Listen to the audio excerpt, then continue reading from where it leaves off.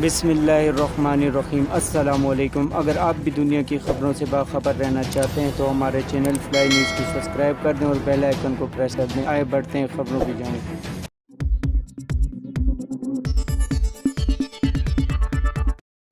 اسلام آباد خاتون جج کو دھمکی دینے پر توہین عدالت کیس میں سابق وزیر اعظم عمران خان نے ہائی کورٹ میں پیش ہو کر معافی مانگ لی، جس پر اسلام آباد ہائی کورٹ نے عمران خان کی معافی کو تسلی بخش قرار دے دیا۔ ہائی کورٹ نے عمران خان پر فرد جرم عائد کرنے کی کارروائی بھی مؤخر کر دی۔ عدالت کی جانب سے تحریری حکم نامے میں کہا گیا ہے کہ عمران خان کی جانب سے معافی پر مطمئن ہیں اور عمران خان بیان حلفی دیں تو اسے زیر غور لایا جائے گا۔ فرد جرم کی کارروائی میں سماعت 3 اکتوبر تک ملتوی کی جاتی ہے۔ اس سے قبل چیف جسٹس اظہر من اللہ کی سربراہی میں 5 ججوں پر مشتمل لاجز بینچ نے کیس کی سماعت کی، جس میں عدالت نے عمران خان کی جانب سے معافی منظور کرتے ہوئے توہین عدالت کی کارروائی مؤخر کرنے کا فیصلہ کیا۔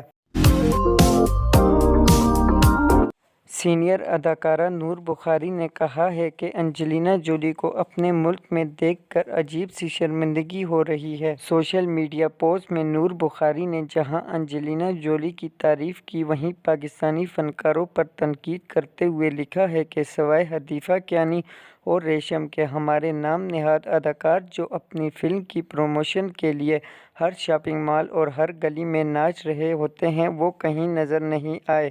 انہوں نے مزید لکھا کہ عوام ان تمام جعلی اداکاروں کو فالو کرنا بند کرے۔ واضح رہے کہ عالمی شہرت یافتہ ہالی ووڈ اداکارہ اور اقوام متحدہ کی خصوصی سفیر انجلینا جولی 20 ستمبر کو سیلاب زدگان کی مدد کے لیے پاکستان پہنچی تھی۔ انجلینا جولی پاکستان میں مون سون بارشوں اور سیلاب کی تباہ کاریوں سے نمٹنے کے لیے اقوام متحدہ ہائی کمیشن برائے مہاجرین کی جانب سے جاری سرگرمیوں کا جائزہ لے رہی ہیں۔ لاہور سیلاب میں بے گھر ہو کر سندھ کے رہائشی لاہور سمیت پنجاب کے مختلف اضلاع میں آنے لگے، جس میں جرائم پیشہ افراد بھی شامل ہیں۔ لاہور غلام محمود ڈوگر کا کہنا ہے کہ بے گھر افراد میں جرائم پیشہ افراد بھی شہر میں داخل ہو سکتے ہیں، اس لیے سیلاب زدگان کے روپ میں آنے والے ڈاکوؤں پر وارننگ کا آغاز کر دیا گیا ہے۔ انہوں نے بتایا کہ متعدد افراد جنوبی پنجاب سمیت دوسرے علاقوں سے لاہور آئے ہیں۔ بیشتر افراد فیکٹریوں اور مختلف جگہ نوکری کر رہے ہیں، جبکہ متعدد افراد نوکری کے بعد وارداتیں کر رہے ہیں۔ محمود ڈوگر کا کہنا تھا کہ فیکٹریوں سمیت تمام ملازمین کی اسکریننگ شروع کر دی ہے۔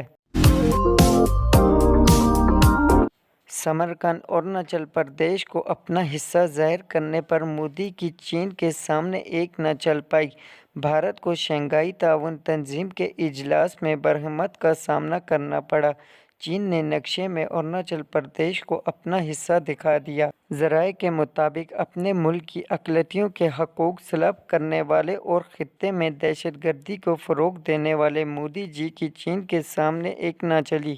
شمالی سرحد سے بھارتی فوج کی پسپائی کے بعد چین کی طرف سے جاری کیے گئے خطے کے نقشے پر پراسرار خاموشی اختیار کر رکھی ہے۔ چین کی طرف سے جاری کیے گئے نقشے میں اروناچل پردیش کو بھارت کے بجائے چین کا حصہ دکھایا گیا۔